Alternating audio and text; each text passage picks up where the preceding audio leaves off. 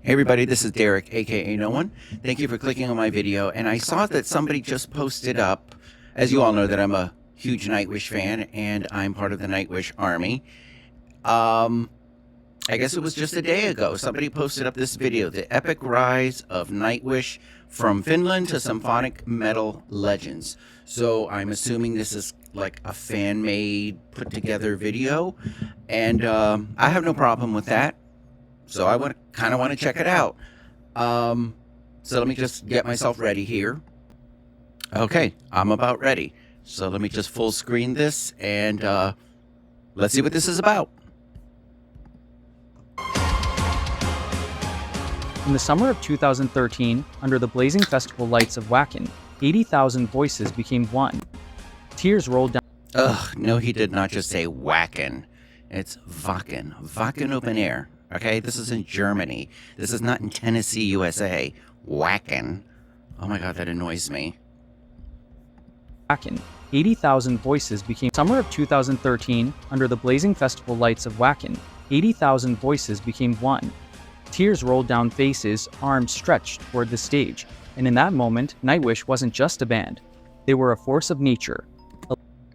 It just dawned on me. Maybe this is AI? Is this an AI voice, like reading a script or something? Maybe that's why they said Wacken.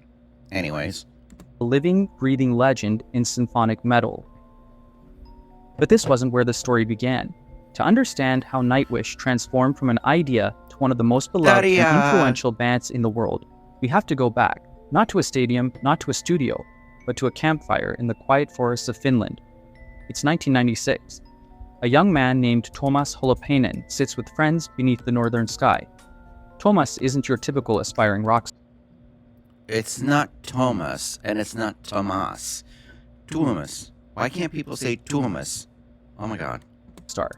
He's shy, introspective, and obsessed with movie scores. John Williams, Hans Zimmer, the music that paints pictures in the mind. Well, at least he said Hans Zimmer, right? He didn't say Hans. Hans.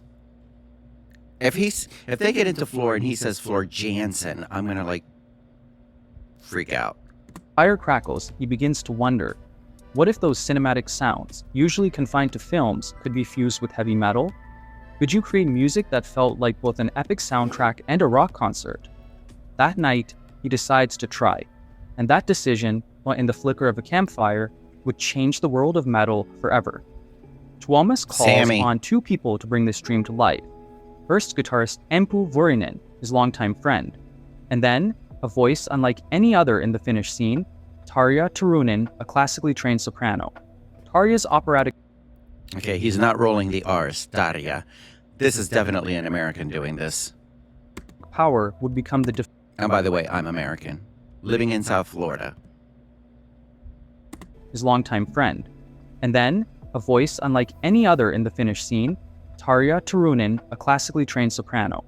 Tarja's operatic power would become the defining feature of Nightwish's earliest sound. With the three of them united, they record a demo called Angels Fall First. At first, it's raw, a blend of acoustic guitars, keyboards, and Tarja's soaring vocals. But inside those recordings is a spark that listeners had never quite heard before. Released in 1997, Angels Fall First was unlike anything in Finnish metal at the time. It wasn't pure power metal, it wasn't opera, it wasn't film score, it was something new. Songs like Elven Path and The Carpenter hinted at fantasy themes, a love of nature, and that trademark Nightwish blend of beauty and heaviness. Though I always forget that Elven Path was on that first album. I don't know why I was thinking it was like either on Oceanborn or oh my god, my mind just went blank, but you know what I'm saying, because Oceanborn was the second album. But yeah, okay, so I forgot about that. Love of nature, and that trademark Nightwish blend of beauty and heaviness. Though critics were divided, fans began to notice.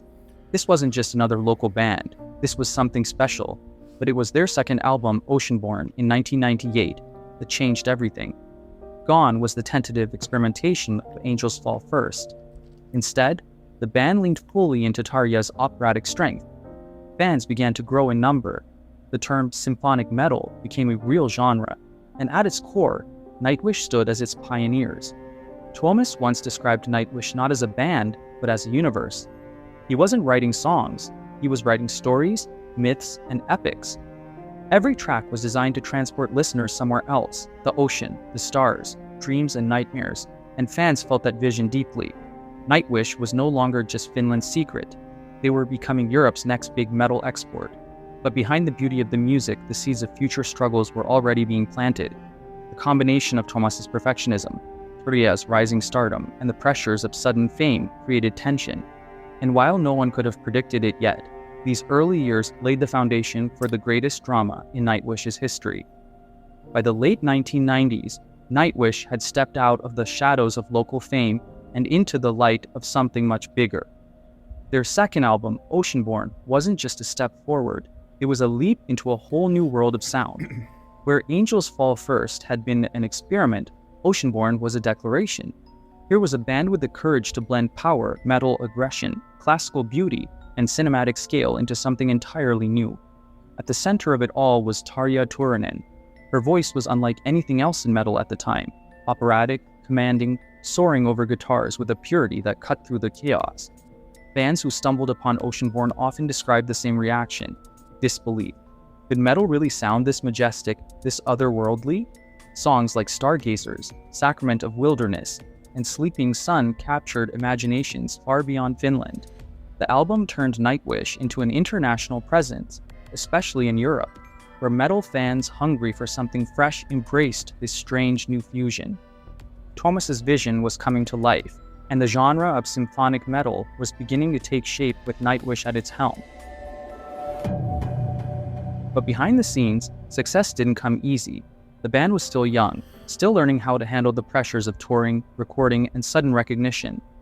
Touring across Europe, they faced grueling schedules, cramped vans, and audiences that didn't always understand what they were hearing. They weren't yet headliners. Look how young Tuomas looks over there. It's so funny. This is when they were baby Nightwish. They were openers, fighting for attention in a crowded metal scene.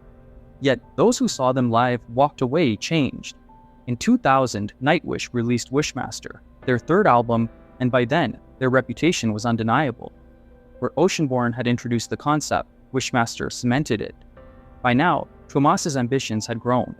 He wasn't satisfied with just Oh my god, did he just say Tomas? Cemented it. By now, Tuomas's ambitions had Ugh. Tomas is in Spanish. Tomas means Thomas in Spanish. Tuomas is Finnish. grown. He wasn't satisfied with just writing songs. He wanted to craft entire worlds. His lyrics leaned heavily on fantasy, myth, and nature, a direct reflection of his love for books, films, and the Finnish wilderness. Touring intensified, and so did the strain on the band. Tarja's role as the star vocalist meant she often bore the spotlight, whether she wanted it or not. Fans adored her, media outlets flocked to her, and slowly, a divide began to form.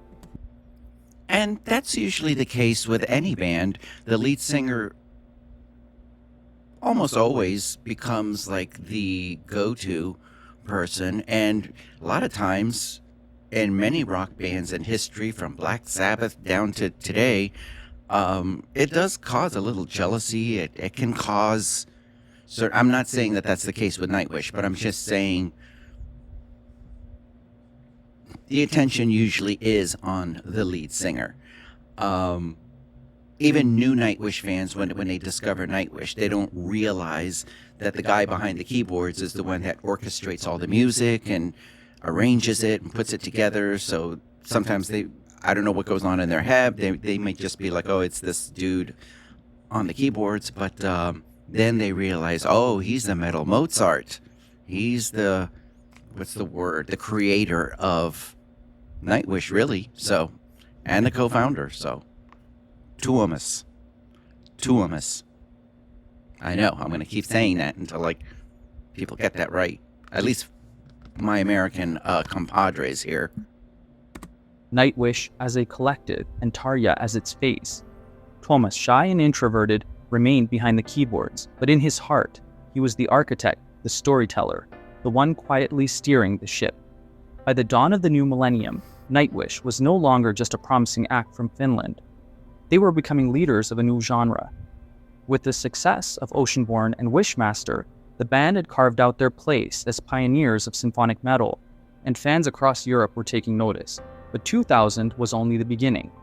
The years that followed would take Nightwish from cult status to global recognition, fueled by ambition, triumph, and tension that simmered beneath the surface. Wishmaster had solidified Nightwish's reputation, but Tuomas Holopainen wasn't content to repeat himself. By 2002, he was chasing something bigger, darker, and more personal. That vision became Century Child, an album that marked a dramatic shift in the band's sound and identity. Gone was some of the pure fantasy escapism of earlier records. In its place were songs rooted in sorrow, heartbreak, and Tuomas' own inner turmoil. Tracks like Ever Dream and Bless the Child showcased Tarja's operatic power, but this time against heavier guitars and more cinematic arrangements. I think that's why I love that album too, is because of Tarja's vocals being placed with heavier music. I know they were probably going to get into the Once album, but like, you know, with that metal riff of Planet Hell, or like with Slaying the Dreamer, it was a great combination of Tarja's vocals and that early incarnation of Nightwish. Tuomas poured his heartbreak into the music, especially in tracks like Dead to the World and Feel for You. At the same time, the orchestration grew more complex. Strings, choirs, and layered arrangements pushed the band closer to the realm of film soundtracks than ever before. Critics began to take them more seriously, acknowledging that Nightwish wasn't a novelty act. They were redefining what metal could sound like. The tours that followed were grueling but triumphant. Nightwish now commanded bigger stages, larger crowds, and international attention. But success came with a cost. The more popular Nightwish became, the greater the pressure on Tuomas. He wasn't just writing songs, he was expected to deliver epics. And Tuomas, ever the perfectionist, carried the weight heavily. Behind closed doors, the cracks began to form. Creative disagreements, the strain of constant touring, and the rising fame of Tarja created a fragile atmosphere. For now, though, the music still held them together. In 2004, I don't know if I agree with that. I don't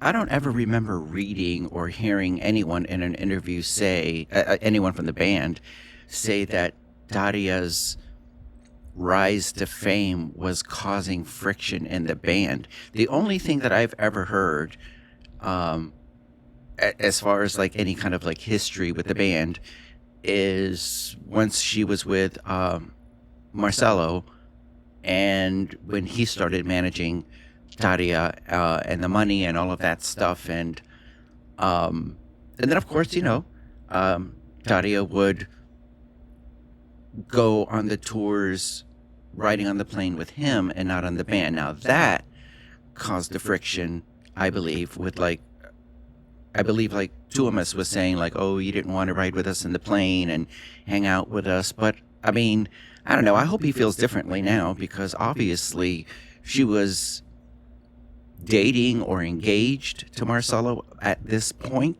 So of course she's going to be with her fiance. And this is just my opinion.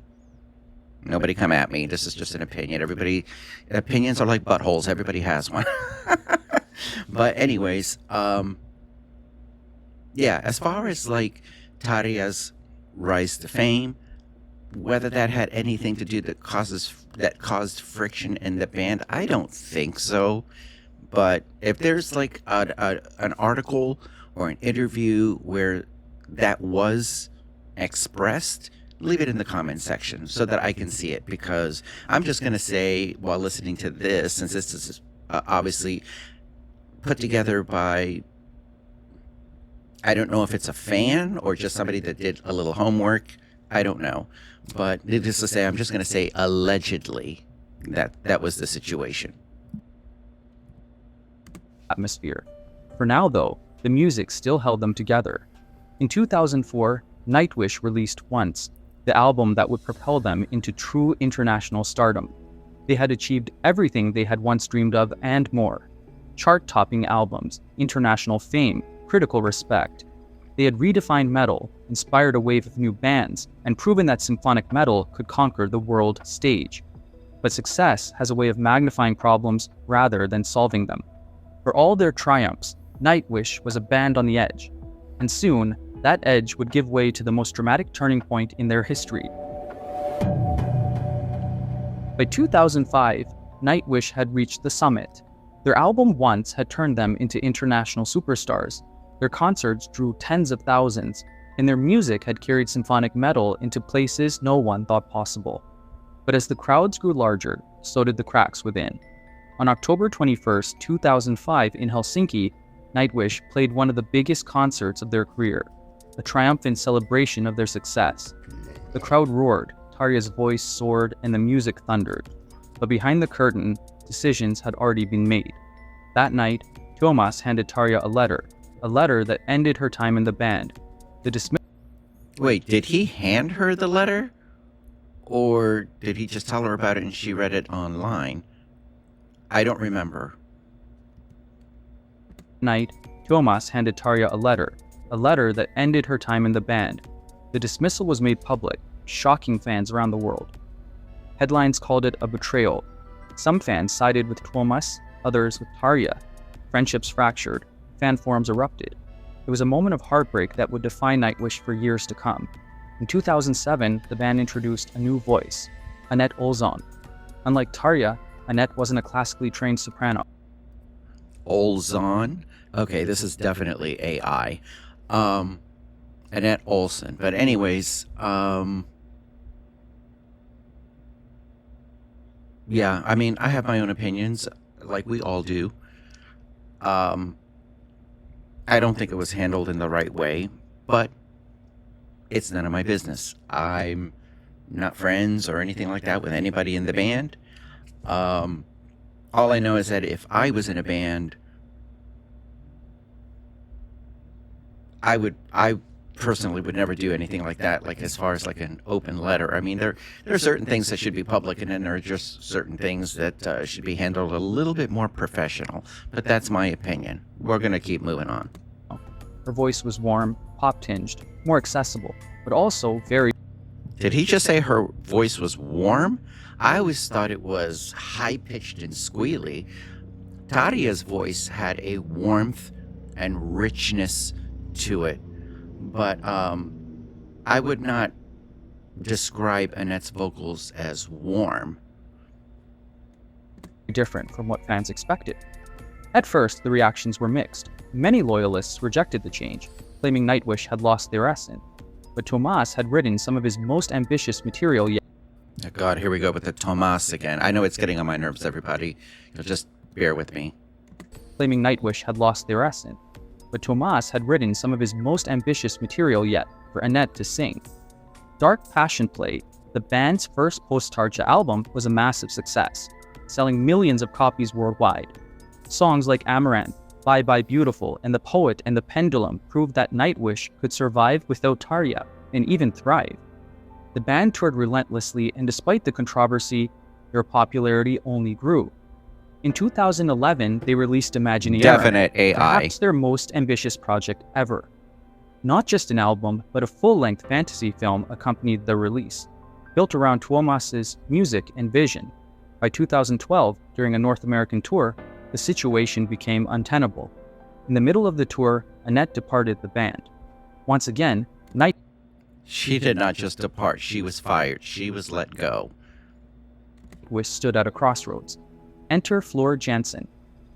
Known for her AI said Jansen. Floor Jansen, everybody. work with After Forever and Revamp, Floor was asked to step in as a temporary replacement. When she walked on stage, many fans didn't know what to expect. But what they got was nothing short of electrifying.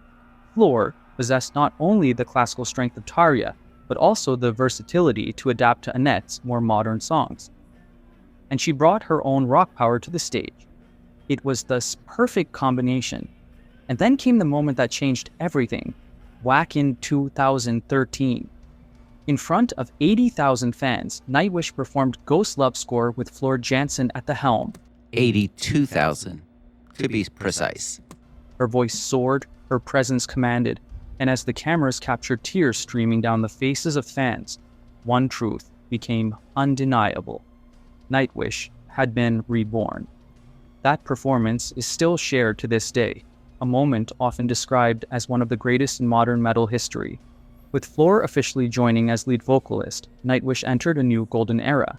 In 2015, they released Endless Form's Most Beautiful, an album inspired by science, nature, and Charles Darwin. It marked a shift in lyrical themes, focusing less on fantasy and more on the wonder of the real world, evolution, life, and humanity's place in the cosmos. From a campfire dream in Finland to the world's biggest festivals, Nightwish built not just songs, but a universe. Today, when fans gather to sing Ghost Love Score or Weep during the greatest show on Earth, they're not just listening to a band. They're part of a story that has spanned decades. A story of ambition, heartbreak, reinvention, and triumph.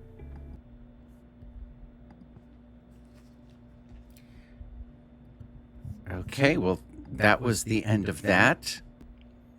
Okay, so out of curiosity, I wanted to check that out, and I mean, there wasn't anything in there that I didn't already know.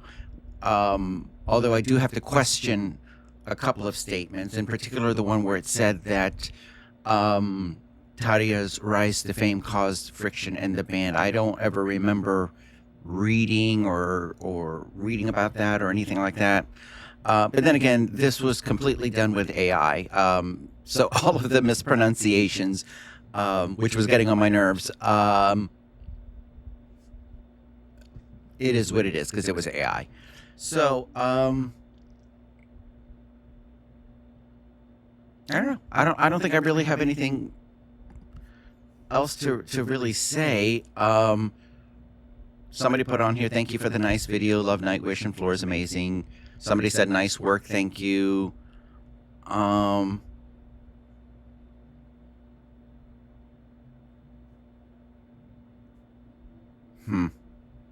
Anyways, there always seems to be controversy with the singers in the different eras, but I don't get involved in any of that.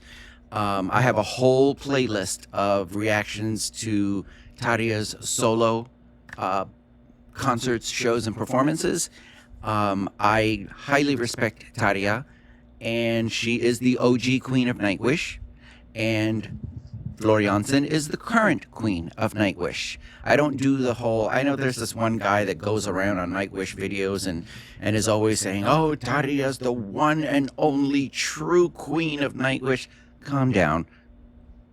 She's the original queen. Absolutely. But the only queen? No.